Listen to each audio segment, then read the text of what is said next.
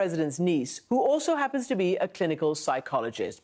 Mary Trump, welcome back to the program. So let's start by asking you that question. Have you ever been surprised, or is it, true to type, that your uncle showed such an affinity for people like Orban or Xi or Putin or even, Kim Jong-un of North Korea, who we went, miles and miles over to Asia to actually meet a couple of times? No, actually, one of the things that should worry everybody about Donald is that he has never evolved beyond the kind of person he was when he was very young.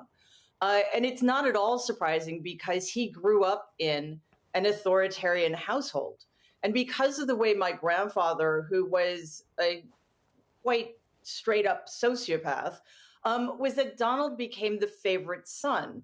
And he knew what he needed to do in order to stay on my grandfather's good side, because he also understood what would happen to him if he didn't. So he is very comfortable in this milieu, and it is extremely important to him that he get the benefits of associating with strongmen like Orban and Putin, but also that he be on their good side. That's really interesting, the way you frame it, the good side, the fact that as a boy he wanted to please his father. Let me play for you something that a contemporary of his, when he was in office, the Australian Prime Minister, said recently about him and Putin. I mean, I've been with Trump and Putin. Trump is in awe of Putin. He's, when you see Trump with Putin, as I have on a few occasions, he's like the 12-year-old boy that goes to high school and meets the captain of the football team. My hero.